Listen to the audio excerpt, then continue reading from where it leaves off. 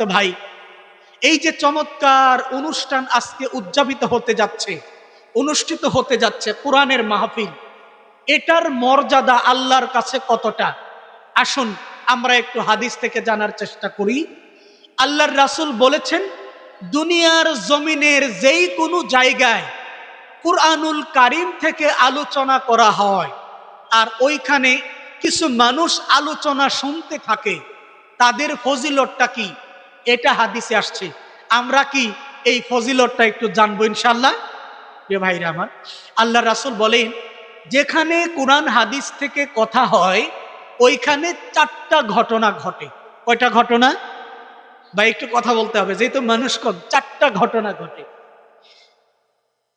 আল্লাহর রাসূল বলেন, দুনিয়ার জমিনে যেই জায়গার মধ্যে কুরআনুল কারীম থেকে আলোচনা করা হয় ওই জায়গার চারপাশে আল্লাহর রহমতের ফেরেশতারা এসে দাঁড়িয়ে যায়। প্রথমেই দেখেন, আমরা হয়তো আমাদের চর্ম চোখে দেখতে পাচ্ছি না, কিন্তু রাসূলের হাদিস সাক্ষী আমাদের চারপাশে রহমতের ফেরেশতা পরিবেষ্টন করে আছে। শুধু পরিবেষ্টন করে আছে না, একজন ফেরেশতার কাঁধে আরেকজন, আরেকজনের কাঁধে আরেকজন, এভাবে একজনের কাঁধে আরেকজন, এভাবে যেতে যেতে আরশে আজিম পর্যন্ত ফেরেশতাদের লাইন ধরে গেছে। সুবহানাল্লাহ ওয়া বিহামদিহি। আল্লাহর রাসূল বলেন, প্রথম নাম্বার ঘটনা ঘটে যেইখানে কোরআন থেকে আলোচনা করা হয় ওইখানে প্রথমেই আল্লাহর রহমতের ফেরেশতারা চারদিক ঘেরাও করে থাকে। 2 নাম্বার হলো, এইখানে যারা থাকবে তাদের উপরে আল্লাহ রাব্বুল আলামিন তার সকিনা নামক রহমত বৃষ্টির মতো নাজিল করতে থাকেন।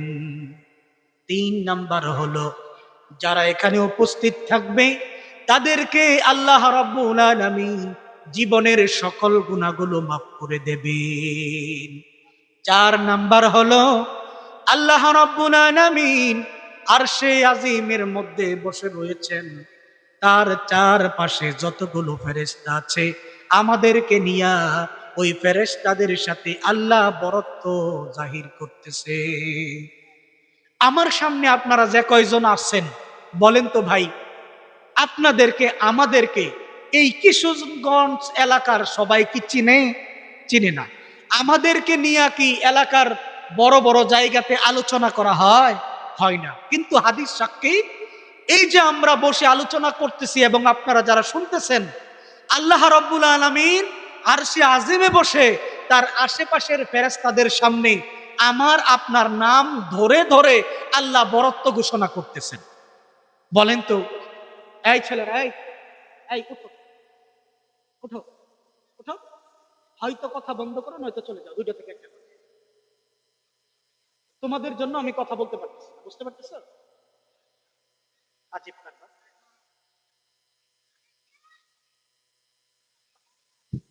সম্মানিত ভাইরা আমার, তাহলে এই মাহফিলের যে ফজিলত আমরা হাদিস থেকে 4টা জানলাম। ভাই 1 নম্বর ফজিলত, এই মাহফিলের চারপাশে রহমতের ফেরেশতারা আগমন করেছে। 2 নাম্বার, এই মাহফিলের যারা বসছেন, যারা আসতেছেন, তাদের উপরে আল্লাহর সাকিনা নামক রহমত নাজিল হচ্ছে। 3 নাম্বার, আল্লাহ রাব্বুল আলামিন আমাদের গুনাহগুলোকে ক্ষমা করে দিয়েছেন। 4 নম্বর, আমাদেরকে নিয়ে আল্লাহ ফেরেশতাদের সামনে গুণকীর্তন করতেছেন। বলেন তো, এই 4টা ফজিলতের চাইতে আরো কিছু লাগে? সুতরাং আজকের এই মাহফিলকে আল্লাহ রাব্বুল আলামিন কবুল করে নিন। আমরা সকলে পড়ছি আমিন। প্রিয় ভাই, আপনাদের সম্মুখে আমি পবিত্র কোরআনুল কারীমের সূরা বাকারার 48 নাম্বার আয়াত তিলাওয়াত করেছি। এই আয়াতটির উপরে ভিত্তি করে কিছুক্ষণ আলোচনা করব ইনশাআল্লাহ। তার আগে জানতে চাই, আমার সামনে যারা বসছেন আপনারা কি আমার কথা বুঝতে পারতেছেন? আমার ভাষা কি বুঝেন? ইনশাআল্লাহ। মোহতারাম হাজিরিন, আমি বিশেষত বিষয় ভিত্তিক কথা বলে থাকি। তো আজকের বিষয় হচ্ছে হাসরের মাঠ। আজকের বিষয় হাসরের মাঠ।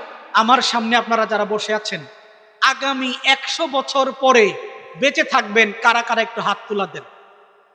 আগামী 100 বছর পরে বেঁচে থাকবেন, আমরা আসি কেউ? সম্মানিত ভাইরা আমার, আজ থেকে 100 বছর পূর্বে যারা ছিলেন তারা দুনিয়ার জমিনে বেঁচে নাই। 100 বছর পরে আমরা কেউ বেঁচে থাকবো না।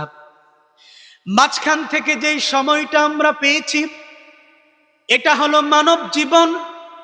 জন্ম থেকে মৃত্যু পর্যন্ত আল্লাহ রাব্বুল আলামিন আমাদের জীবনটাকে একটা বোনাস হিসেবে দিয়েছেন, যেন এই জীবনে আমরা এমন আমল করতে পারি যে আমল দিয়ে কাল কিয়ামতের ময়দানে আল্লাহ আমাদেরকে জান্নাত দিয়ে দিতে পারে। একটা চমৎকার ঘটনা আপনাদের সাথে শেয়ার করি। বনি ইসরাইলের এক ব্যক্তি, বনি ইসরাইলের নাম শুনছেন? হযরত ইয়াকুব আলাইহিস সালাতু ওয়াস সালামের 12 সন্তান, ইউসুফ আলাইহিস সালামের ভাইয়েরা, এই 12 জনকে বলা হয় বনি ইসরাইল। কিন্তু কোরআন এবং হাদিসের মধ্যে যে ঘটনাগুলো আসছে, এই ঘটনাগুলো বনি ইসরাইল বলতে মুসা আলাইহিস সালামের উম্মতদেরকেই বোঝানো হয়েছে। আমি যেই কাহিনীটা বলবো, এটা আসছে মুস্তাদরাক আল হাকিম কিতাবের 8721 নম্বর হাদিসে। এই হাদিসের মধ্যে আল্লাহ রাসূল বলেন, আজ থেকে অনেক বছর আগে বনি ইসরাইলের এক ব্যক্তি লোকালিটির ভিতরে আল্লাহর ইবাদত করে, কিন্তু মানুষের আলাপ আলোচনার কারণে এলাকার অবস্থা ভালো না, এই জন্য তিনি মনোযোগ দিয়ে আল্লাহর ইবাদত করতে পারে না। তাই তিনি সিদ্ধান্ত নিলেন, এই লোকালিটির ভিতরে ঝামেলার ভিতরে থেকে আল্লাহর ইবাদত আমি করব না, বরং নির্জনে নীরবে কোনো এক জায়গায় চলে যাব, ওইখানে গিয়ে একান্তভাবে কেবল আল্লাহরই ইবাদত করব। এইরকম চিন্তা করে তিনি, পাশেই ছিল একটা সাগর বা সমুদ্র, সাগরের মাঝখানে একটা দ্বীপ, দ্বীপ তো বুঝেন, চারদিকে পানি, মাঝখানে টিলার মতো, ওই দ্বীপের মধ্যে তিনি অবস্থান করলেন এবং এইখানে বসে তিনি সদা সর্বদা আল্লাহর ইবাদতে লিপ্ত হয়ে গেলেন। কথা কি এই পর্যন্ত বুঝতে পারছেন? আল্লাহর রাসূল বলেন, সমুদ্রের বা সাগরের দ্বীপের মধ্যে লোকটা বসবাস করতে শুরু করে দিল এবং সারাক্ষণ আল্লাহর নামের জিকির তাসবিহ তাহলিল করতেছে। লোকটার তো খাবার দরকার। আল্লাহ রাব্বুল আলামিন এই বান্দার খাবারের জন্য চমৎকার একটা ডালিমের গাছ, একটা আনারের গাছের ব্যবস্থা করে দিলেন। ওই আনারের গাছ থেকে, ডালিমের গাছ থেকে লোকটা প্রতিদিন ডালিম খেত। যেহেতু সাগরের মাঝখানে অবস্থান, সাগরের পানি নুনতাম, নুনা পানি মানুষের পক্ষে খাওয়া যায় না, এই জন্য লোকটার খাবার পানির জন্য, গোসলের জন্য, ওযুর জন্য আল্লাহ একটা ঝর্ণার ব্যবস্থা করে দিয়েছে। হযরত জিবরাইল আলাইহিস সালাম বলেন, ওগো নবীজি, এই পৃথিবীর জমিনে আমি যতবার এসেছি এবং গিয়েছি, একটা বারের জন্য আমি এই বান্দাটাকে সেজদা ছাড়া কোনোদিন আমি দেখি নাই। তার মানে লোকটা অধিকাংশ সময় সেজদা দিয়ে আল্লাহ রাব্বুল আলামিনের জিকির আজগার করতে থাকতো। এইভাবে চলতে চলতে চলে গেল 500 বছর। 500 বছর পরে লোকটার হায়াতের জিন্দেগি যখন শেষ হয়ে গেল, মৃত্যুর সময় যখন গনিয়ে আসতে শুরু করে দিল, লোকটা আল্লাহর কাছে বললেন, রব্বুল আলামিন, আপনার কাছে একটা ফরিয়াদ। আপনি আমাকে চমৎকার ইবাদতের ব্যবস্থা করে দিয়েছেন, মিষ্টি পানির ঝর্ণার ব্যবস্থা করেছেন, আনার ফলের ব্যবস্থা করেছেন। আপনার কাছে শেষ একটা আবদার, সেটা হলো আমি যখন মারা যাব, মালাকুল মউত যখন আমার জান কবজ করবে, সিজদারত অবস্থায় যেন আমার মৃত্যু হয়, হাসরের মাঠে যেন আমি এই অবস্থায় উঠি। সুবহানাল্লাহি বিহামদিহি। ভাই, আপনারা আমার কথা বুঝতেছেন? আচ্ছা প্রিয় ভাইরা আমার, এবার লোকটা মারা গেল। আল্লাহর রাসূল বলেন, কাল কিয়ামতের ময়দানে, হাসরের মাঠে আল্লাহ রাব্বুল আলামিন লোকটাকে সিজদারত অবস্থায় উঠাবেন। ওঠানোর পরে আল্লাহ ফেরেশতাদেরকে ডাক দিয়ে বলবেন, ও আমার ফেরেশতারা, তোমরা আমার এই বান্দাকে আমার রহমতের চাদর দিয়া ঢেকে জান্নাতে ঢুকায়া দাও। সুবহানাল্লাহ পড়ি। লোকটা দাঁড়িয়ে যাবে, রব্বুল আলামিন আপনার রহমতের বিনিময়ে আমি জান্নাত চাই না, বরং 500 বছর আমি ইবাদত করেছি, আমার ইবাদতের বিনিময়ে আমি জান্নাত চাই। আল্লাহ বললেন তাই নাকি? বান্দা বলবেন হ্যাঁ রব্বুল আলামিন, 500 বছর আপনি আমাকে আয়ু দিয়েছেন, হায়াত দিয়েছেন, আমি কোনোদিন আপনার নাফরমানি করি নাই, একটা দিন একটা মুহূর্ত সময় আপনার ইবাদত ছাড়া আমি কাটাই নাই, তাহলে আমি কেন আপনার দয়া দিয়া জান্নাতে যাব? আমার ইবাদতের বিনিময়ে জান্নাতে যেতে চাই। আল্লাহ রাব্বুল আলামিন বলবেন তাই নাকি বান্দা, তুমি আমার সাথে ব্যবসা করতে চাও? তুমি ইবাদত করেছো, ইবাদতের বিনিময়ে জান্নাত চাও, তুমি আমার সাথে বুঝি ব্যবসায় লিপ্ত হতে চাও? বান্দা বলে অবশ্যই, আপনি আমার ইবাদতের বিনিময়ে জান্নাত দেবেন। এবার আল্লাহ বলবেন ও আমার বান্দা, ইবাদতের বিনিময়ে তুমি আমার কাছে জান্নাত চাইতেছো, তাহলে আমিও তো তোমার কাছে কিছু বিনিময় চাইতে পারি। বান্দা বলবেন রব্বুল আলামিন অবশ্যই চাইতে পারেন। আল্লাহ বলবেন দেখো, আমি তোমাকে 500 বছর হায়াত দিয়েছি, 500 বছরের হায়াত তোমাকে রিজিক দিয়েছি, খেতে দিয়েছি, পড়তে দিয়েছি, তোমার দেহের মধ্যে কত নিয়ামত দিয়েছি, প্রত্যেকটা নিয়ামতের বিনিময়ে আমি তোমার কাছে বিনিময় চাই, এই বিনিময় আমাকে দান করো। বান্দা বলবেন ঠিক আছে আল্লাহ, বিনিময় নেন। এবার আল্লাহ তাআলা ফেরেশতাদেরকে ডাক দিয়ে বলবেন ও আমার ফেরেশতারা, এই বান্দার দুটি চোখকে এক পাল্লায় রেখে দাও, আর তার আমলগুলোকে এক পাল্লায় রেখে দাও, আমি আমার প্রত্যেকটা নিয়ামতের বিনিময়ে তার কাছ থেকে আমলগুলো বিনিময় নিয়ে যাব। কথা কি বুঝতে পারতেছেন? সর্বপ্রথম ফেরেশতারা দাড়ি পাল্লার মধ্যে, মিজানের মধ্যে তার দুটি চোখকে তুলে দেবে, আরেক পাল্লার মধ্যে 500 বছরের ইবাদত তুলে দেবে। দেখা যাবে দুইটা চোখ আর 500 বছরের ইবাদত সমান সমান হয়ে গেছে। আল্লাহ বলবেন নিয়ে যাও 500 বছরের ইবাদত।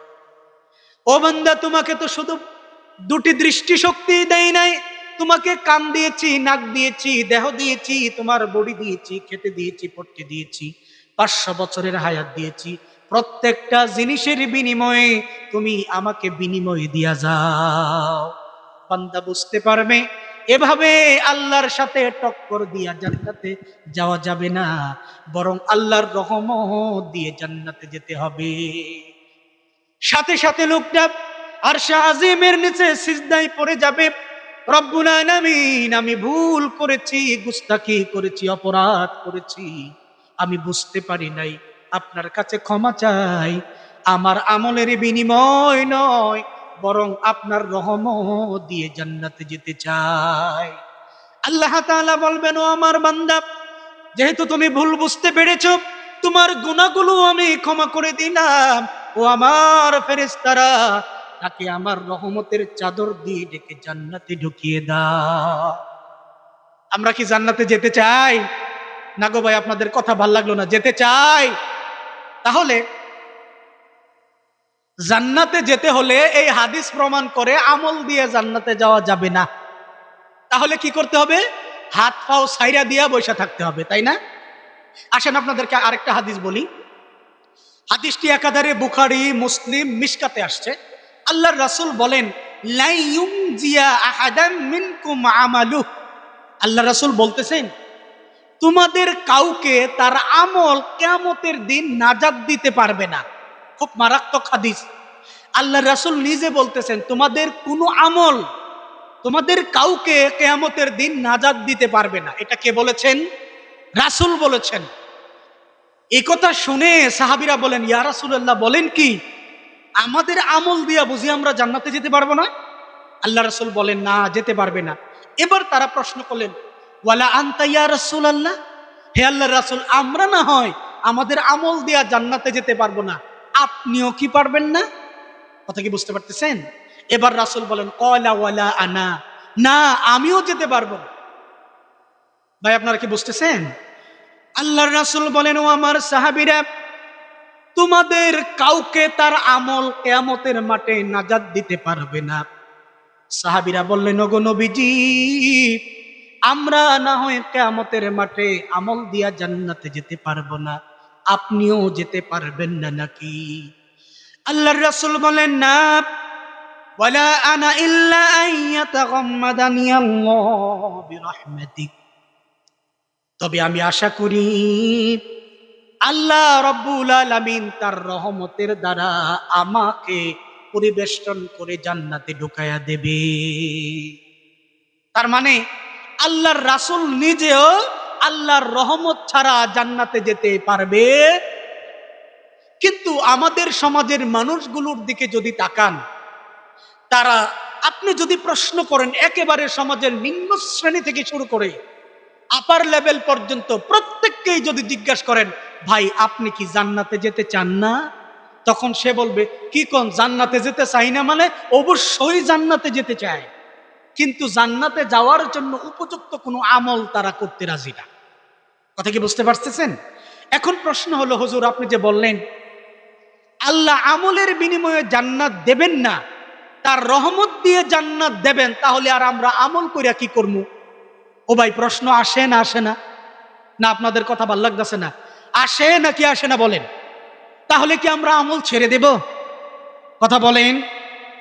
এই ক্ষেত্রে তাহলে এর সলিউশন বা সমাধানটা কি? আমি আমার ক্ষুদ্র জ্ঞানে যেই সমাধানটা সব জায়গায় দেই সেটা হলো, আমি একজন শিক্ষক, আমার মাদ্রাসায় ভালো ছাত্রও আছে আবার খারাপ ছাত্রও আছে। এমন ছাত্র আছে যাকে এদিকে বললে ওই দিকে যায়, ওই দিকে বললে এদিকে যায়, এমন দুষ্ট প্রকৃতির ছাত্র আছে নাকি নাই? ভাই মনে বড় কষ্ট নিয়ে আপনাদের সাথে কথাটা শেয়ার করি। বর্তমান সরকার এক ধরনের বেঞ্চ দিচ্ছে। এই বেঞ্চটা হলো ডেস্ক সিস্টেম, মানে উপরে থাকবে একটা কাঠের চাপড়া, নিচে দাও একটা কাঠের চাপড়া আছে, ভিতরে বই রাখা যায়। আপনারা এরকম বেঞ্চ দেখছেন কিনা? জি, ইনশাআল্লাহ, ঠিক আছে। এরকম বেঞ্চ দেখছেন? বুঝেন নাই মনে হয়। মানে উপরেও থাকে নিচেও থাকে, মাঝখানে ফাঁকা জায়গা থাকে, ওটার ভিতরে বই রাখা যায়। আমি ক্লাসের মধ্যে পড়াই আর ছাত্ররা ওইটার ভিতরে হাত ঢুকায় দিয়া মোবাইল টিপে। কথা বুঝছেন? এরকম দুষ্ট টাইপের ছাত্র আছে। আবার আমি যেই কথা বলি হুবহু সেটা আমল করে, কথা মানে, অনুগত ছাত্র, এমন ছাত্র প্রতিষ্ঠানে আছে। এখন প্রশ্ন হলো, যদি কোনোদিন আমার অনুগত ছাত্রটা, আমার প্রিয় ছাত্রটা কোনো কারণে অন্যায় করে ফেলে, হতে পারে না, যেহেতু মানুষ অপরাধ করে ফেলেছে, তখন তাকে যখন অফিসে ডাকায় নেওয়া হয়, বড় ধরনের অপরাধই করে ফেলেছে, তখন আমি তার পক্ষ হইয়া হুজুরকে রিকোয়েস্ট করি, হুজুর এ ভালো ছাত্র হয়তো ভুলে কাজটা কইরা ফেলাইছি, এই কথা বলে তারা দুই সাইডটা চড়তাপ্পর দিয়া ছাইরা দেয়। আর যেই ছাত্রটা দুষ্ট, এ যদি কোনোদিন আমার ভাগে পড়ে যায়, একটু অপরাধ করে, তাহলে আগের পরের যত অপরাধ আছে সবটির সুদ একদিনে তুলি। আপনারা কি বুঝছেন কিনা বলেন? এটা রূপকার্থে আপনাদের বোঝানোর জন্য বললাম। এই যে যেই ছাত্রটা আমার অনুগত, তাকে যে আমি ছেড়ে দিলাম, বলেন তো, সে যদি আমার কথা না শুনতো, অনুগত না হতো, তাহলে কি আমি তার সাথে এই আচরণটা করতাম? আর যেই ছাত্রটা দুষ্ট, তাকে যে আমি ধরলাম, এর কারণ হলো সে আমার কথা শুনে নাই, যার ফলে তার উপরে আমার একটা রাগ আছে, এই রাগটা তার উপরে ঝাড়ছি। আপনারা এই পর্যন্ত বুঝছেন কিনা বলে? প্রিয় ভাইরা আমার, আল্লাহ রাব্বুল আলামিনের অনুগত যদি আপনি থাকেন, আল্লাহর ইবাদত যদি করেন, আপনি যদি আল্লাহর কথা মতো চলেন, রাসূলের তরিকা অনুযায়ী যদি চলেন, আল্লাহ আপনার উপরে খুশি হয়ে যাবেন, আল্লাহ আপনার উপরে সন্তুষ্ট থাকবেন। এই সন্তুষ্টির কারণে কাল কিয়ামতের ময়দানে আল্লাহ তার রহমত দিয়ে আপনাকে জান্নাত দিয়া দেবে। আর যদি আপনি ইবাদত না করেন, আল্লাহর কথা না শোনেন, আপনি আপনার মন গড়া মতো জীবন পরিচালিত করেন, কাল কিয়ামতের ময়দানে আল্লাহ আপনার উপরে অসন্তুষ্ট থাকবে, আপনার উপরে রাগান্বিত থাকবে, আপনাকে দেখতে পারবে না, আপনার সাথে কথা বলবে না, যার ফলে আপনাকে রহমত দিয়া জান্নাতেও দেবে না। ক্লিয়ার হয়েছে কিনা বলেন? মুহতারাম হাজিরিন, আমি আপনাদের সম্মুখে পবিত্র কুরআনুল কারীমের 2 নম্বর সূরা সূরা আল বাকারার 48 নম্বর আয়াত তিলাওয়াত করেছি। আল্লাহ বলেন, ওয়াত্তাকু ইয়াওমান লা তাজজি নাফসুন আন নাফসিন শাইআ ওয়ালা ইউকবালু মিনহা শাফাআতুন ওয়ালা ইউখাযু মিনহা আদলুন ওয়ালা হুম ইউনসারুন।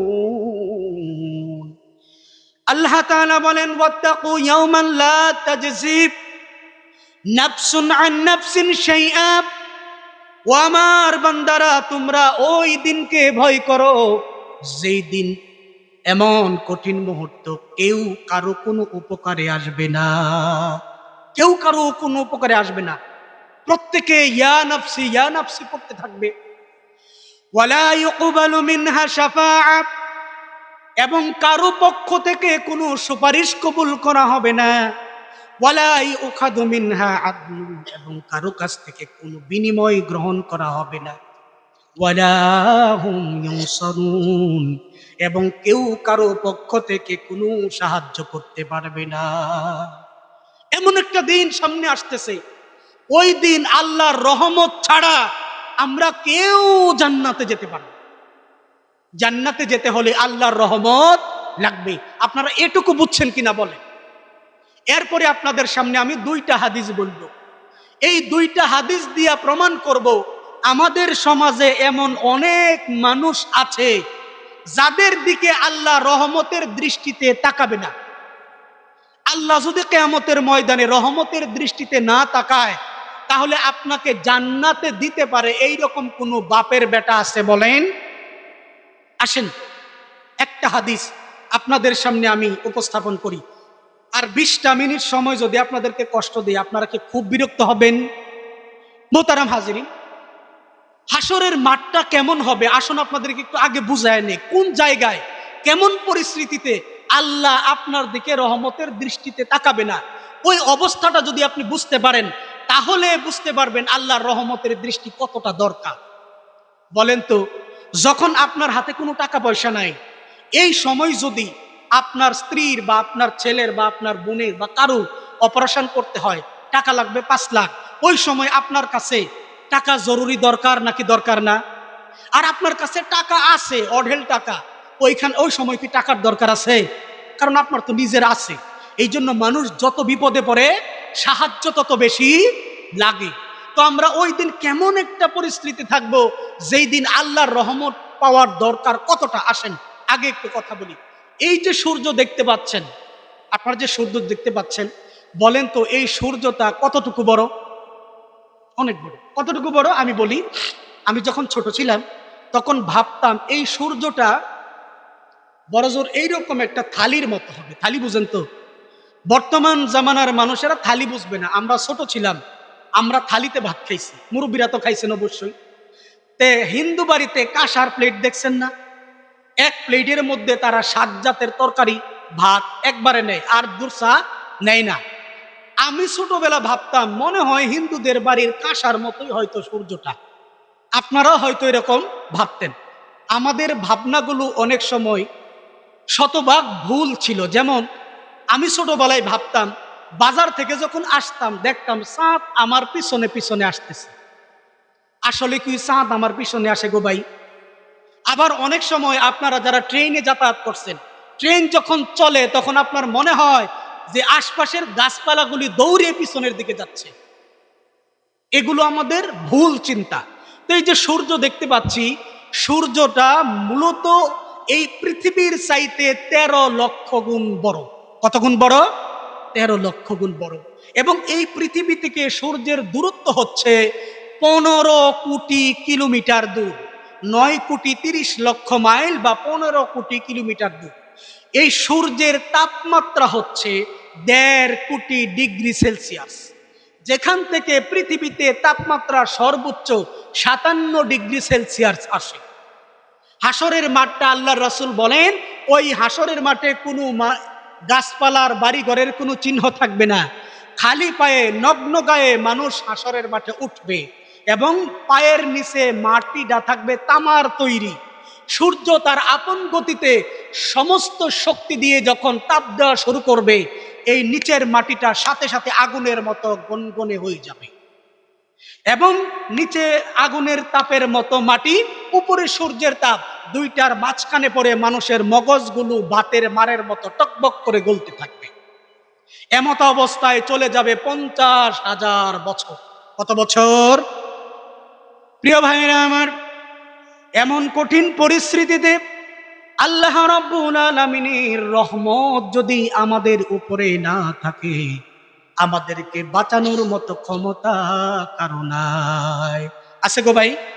এখন প্রশ্ন হলো, আল্লাহ রাব্বুল আলামিন সবার দিকে কি শুভ দৃষ্টিতে তাকাবেন নাকি? উত্তর হলো, কোরআন এবং হাদিসের দৃষ্টিকোণ থেকে আমাদের সমাজের 14 শ্রেণীর মানুষ আছে যাদের দিকে আল্লাহ রহমতের দৃষ্টিতে তাকাবে না। 14 শ্রেণীর মানুষ। কোরআনের মধ্যে 2 শ্রেণী, হাদিসের মধ্যে 12 শ্রেণী, টোটাল 14 শ্রেণীর মানুষের কথা আসছে যাদের দিকে কিয়ামতের দিন আল্লাহ রহমতের দৃষ্টিতে তাকাবে না। যাদের দিকে রহমতের দৃষ্টিতে তাকাবে না, বরং রাগান্বিত থাকবেন, তাদেরকে জান্নাতে যাওয়ার কোনো উপায় আছে বলেন তো ভাই? উপায় নাই। আসেন প্রথম নম্বর হাদিস আপনাদের সামনে উপস্থাপন করি। আল্লাহর রাসূল বলেন, হাদিসটি আসছে নাসাই শরীফের 2554 নম্বর হাদিস। আল্লাহ রাসূল বলেন, সালাসাতুন লা ইউকাল্লিহুমুল্লাহু ইয়াওমাল কিয়ামা ওয়া লা ইউযাক্কিহিম। কিয়ামতের মাঠে 3 শ্রেণীর মানুষের সাথে আল্লাহ কথা বলবেন না এবং তাদেরকে পবিত্রও করবেন না। ওয়ালা ইয়ানজুরু ইলাইহিম, এবং তাদের দিকে তিনি রহমতের দৃষ্টিতে তাকাবেন না। বুঝান নাই মনে হয়? তাদের দিকে তাকাবেন না, তাদের সাথে কথা বলবেন না, তাদেরকে পবিত্র করবেন না। ওয়ালাহুম আযাবুন আলীম, এবং তাদের জন্য রয়েছে যন্ত্রণাদায়ক শাস্তি। এই 3 শ্রেণীর মধ্যে এক শ্রেণীর নাম হচ্ছে শাইখুন জানিন, বৃদ্ধ জিনাকার, মুরব্বী জিনাকার। জানা তো বুঝেন। আল্লাহ রাসূল আরেক হাদিসের মধ্যে বলেছেন, আদম সন্তান জেনার কোনো না কোনো একটা বিষয়ের সাথে জড়িয়ে পড়বে। বড় একটা হাদিস। এর মধ্যে রাসূল বলেন, চোখের জেনা হচ্ছে বেগানা নারীর দিকে দৃষ্টি দেওয়া, কানের জিনা হচ্ছে অশ্লীল কথা শোনা, হাতের জিনা হচ্ছে ধরা, পায়ের জিনা হচ্ছে হেঁটে যাওয়া, অন্তরের জিনা হচ্ছে পরিকল্পনা করা, সর্বশেষ লজ্জাস্থান সেটাকে বাস্তবায়ন করে। কথা কি বুঝছেন কিনা বলেন? এবার আল্লাহর রাসূল বলছেন, যেই 3 শ্রেণীর দিকে আল্লাহ তাআলা কিয়ামতের দিন রহমতের দৃষ্টিতে তাকাবে না, প্রথম শ্রেণীর নাম হচ্ছে শাইখুন জানিন, বৃদ্ধ জিনাকার। এখন প্রশ্ন হতে পারে, বুইরা বেডা আবার জেনা করে কেমনে? প্রশ্ন হতে পারে না ভাই? কথা বুঝেন নাই মনে হয় আমার। একটু জিকির করেন তো ভাই, লা ইলাহা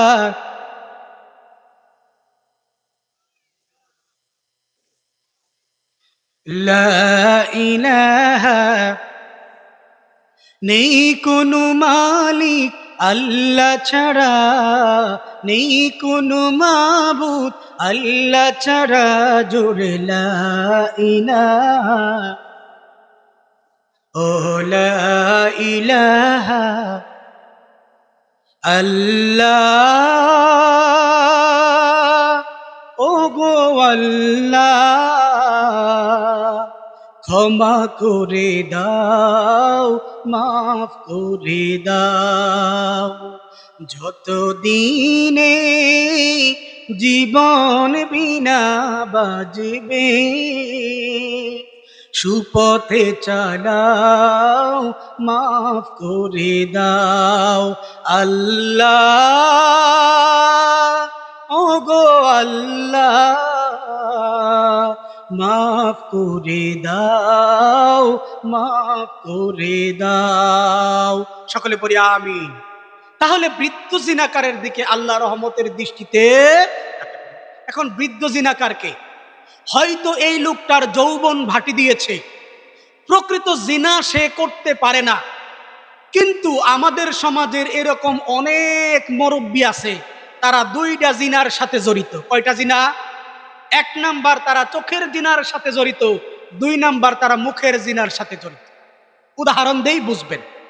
আপনাদের দক্ষিণ মারিয়া কেন্দ্রীয় জামি মসজিদ, এই মসজিদের পাশে কি কোনো দোকান আছে? নাই, দোকান নেই। আচ্ছা বাদ দেন, এলাকার মধ্যে যে ছোট ছোট বাজারগুলি থাকে, এই বাজারগুলিতে মসজিদের পাশেই অনেক সময় চাষস্থল থাকে না? এই চাষস্থলের মধ্যে মুরব্বীরা নামাজ পড়ার পরেই চাষস্থলে চলে যায়, চলে গিয়া ডান হাতে চা, বাম হাতে আকিজ বিড়ি, সামনে বড় স্ক্রিনের মধ্যে উলঙ্গ নারীদের নাচ, এইরকম মুসল্লি, এইরকম মুরব্বী দু চারজন আপনাদের এলাকায় আছে নাকি নাই? তাহলে আল্লাহর রাসূল বলেছেন জেনাকারের চোখের জেনা হলো অশ্লীল দৃশ্য দেখা, বেগানা নারী দেখা। আপনি যে নামাজ পড়ে এসে চাষতলে বসে বড় স্ক্রিনের সামনে অর্ধ উলঙ্গ নারীদের নাচ দেখতেছেন, এটা কি হালাল নাকি হারাম? প্রিয় ভাইরা আমার, এই যে মুরব্বী মানুষ সামনে টেলিভিশন স্ক্রিনের মধ্যে তাকিয়ে তাকিয়ে অর্থ উলঙ্গ নারীর নাচ দেখতেছে, আমাকে বলেন তো এটা কি তার চোখের জেনা হচ্ছে নাকি? অনেক সময় রাস্তা দিয়ে হেঁটে যায়, কিছু কিছু মুরব্বী আছে এক পা কবরের ভিতরে চলে গেছে, কিন্তু তার চরিত্রের দোষ এখনো যায় নাই। রাস্তা দিয়ে হেঁটে যাচ্ছে, তার নাতির বয়স, তার নাতনির বয়সের একজন মেয়ে স্কুল থেকে অথবা মাদ্রাসা থেকে হেঁটে যাচ্ছে, মেয়েটার চেহারা বড় সুন্দর, যুবকরা তার পেছনের লাইন ধরে ওই মুরব্বী ওই মেয়েটার দিকে অপলক দৃষ্টিতে তাকিয়ে থাকে, আর মনে মনে ভাবে আহারে আগের সময়টা নাই। আমি নিজের কানে শুনছি এরকম কথা বলছে একজন মুরব্বী। তাহলে এই সমস্ত মুরব্বীরা যারা চোখের জেনার সাথে জড়িত, যারা মুখের জিনার সাথে জড়িত, কাল কিয়ামতের ময়দানে আল্লাহ রাব্বুল আলামিন ওই সমস্ত বৃদ্ধ মুরব্বীদের দিকে রহমতের দৃষ্টিতে তাকাবে না। এমন মানুষ দক্ষিণ মারিয়ায় দু চারজন আছে নাকি নাই? এই যে মুরব্বী বলতেছে ভরপুর, এই মেয়ে এই যাও যাও এখান থেকে, তাহলে প্রিয় ভাইরা আমার, হাদিসের বক্তব্য হচ্ছে কিয়ামতের ময়দানে তিন শ্রেণীর মানুষ যাদের দিকে আল্লাহ রহমতের দৃষ্টিতে তাকাবে না। তন্মধ্যে এক শ্রেণীর নাম হলো শাইখুন জানিন, বৃদ্ধ জিনাকার। এবার দুই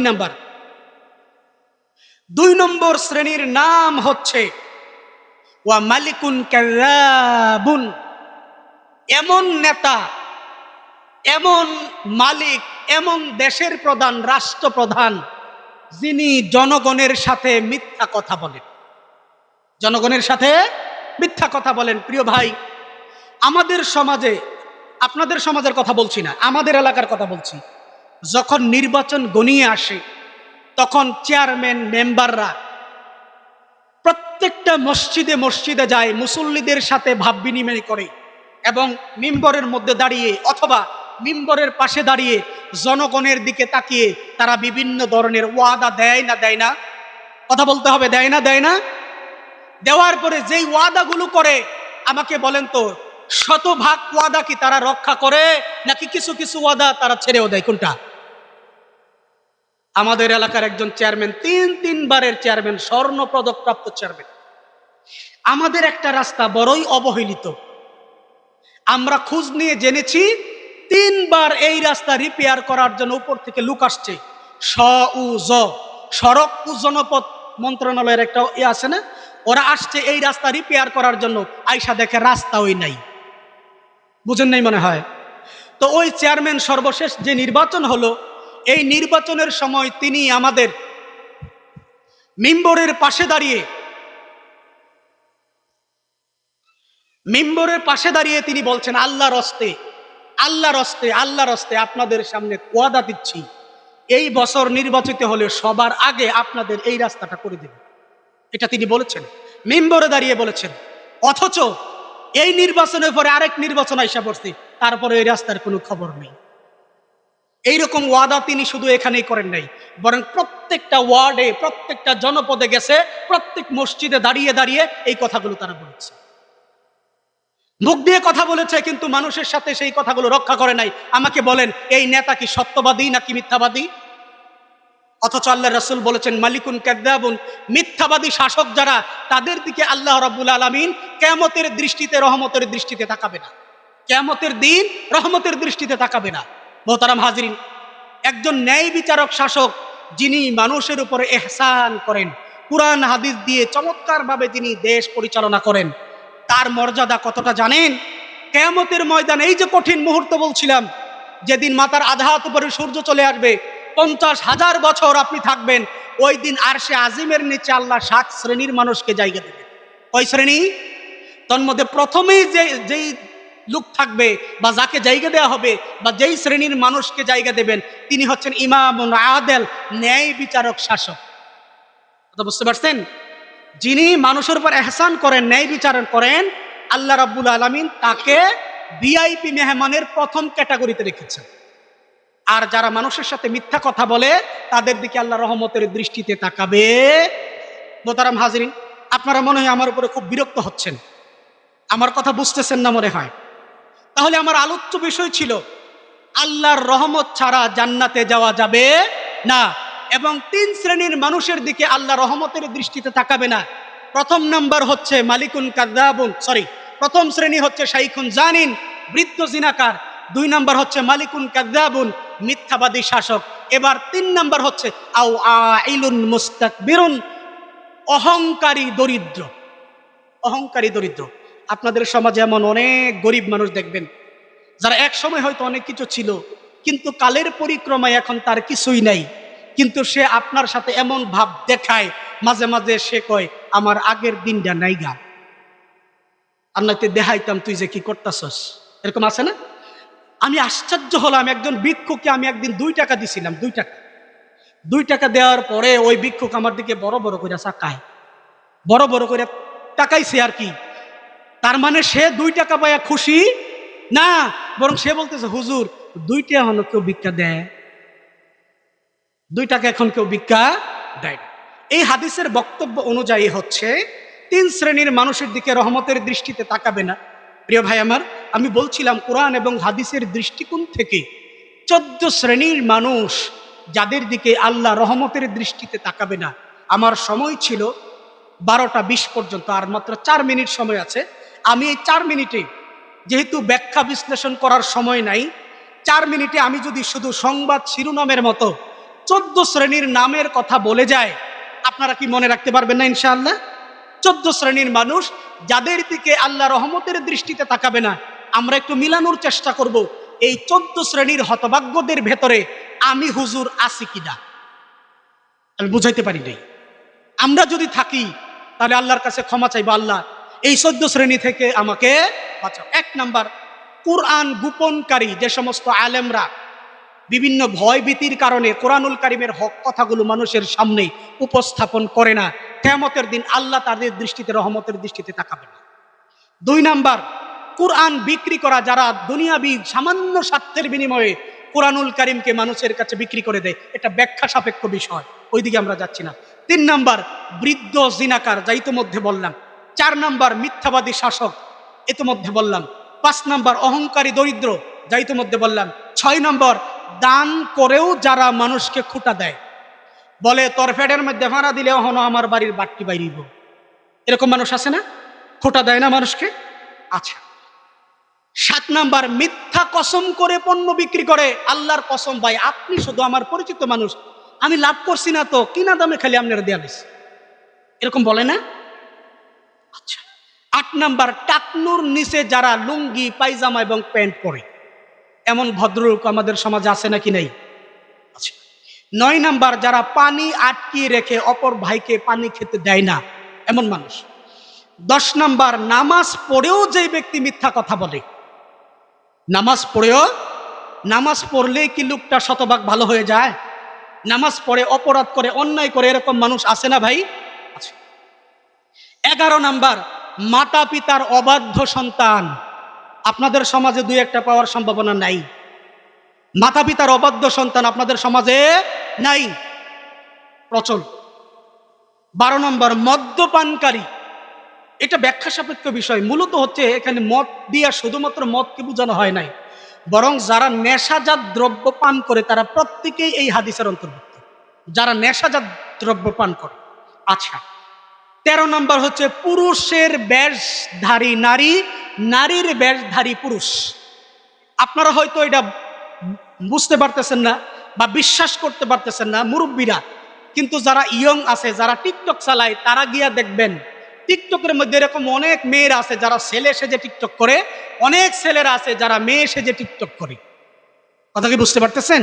আচ্ছা, 14 নম্বর হচ্ছে দাইয়ুস ব্যক্তি। দাইয়ুসকে, দাইয়ুসের সংজ্ঞায় সোজাসাপটা সংজ্ঞা হচ্ছে যেই ব্যক্তির বাড়িতে কোন পুরুষ আসলো কোন পুরুষ গেল এটা যে ধার ধারে না, সেই হচ্ছে দাইয়ুস ব্যক্তি। বুঝেন নাই মনে হয়? আপনি বাড়ির মুরব্বী গার্জিয়ান, আপনার বাড়িতে এলাকার কোন ছেলে ঢুকলো, এলাকার কোন মানুষ ঢুকলো, তার সাথে আপনার স্ত্রী, আপনার মেয়ে, আপনার ছেলের বউ কেমন আলোচনা করলো, কি করলো না করলো, এগুলি আপনি মোটেও পরোয়া করেন না। তার মানে আপনি হচ্ছেন দাইয়ুস। আমি কি বুঝাইতে পারতেছি প্রিয় ভাইয়েরা আমার? এই যে 14 শ্রেণীর মানুষ, এই 14 শ্রেণীর মানুষের দিকে কিয়ামতের দিন আল্লাহ রাব্বুল আলামিন রহমতের দৃষ্টিতে তাকাবেন না, বরং তাদের জন্য রয়েছে ওয়ালাহুম আযাবুন আলীম। আল্লাহ রাব্বুল আলামিন এই 14 শ্রেণীর কোনো এক শ্রেণীতে যদি আমি হুজুর পড়ে যাই, আপনারা পড়ে যাই, ওখান থেকে আল্লাহ যেন আমাদেরকে ক্ষমা করেন এবং কিয়ামতের দিন যেন আল্লাহর রহমতের দৃষ্টি দিয়ে আমাদেরকে তার রহমতের চাদর দিয়ে ঢেকে জান্নাতে ঢুকিয়ে দেন। সকলে পড়ি আমিন। আসসালামু আলাইকুম।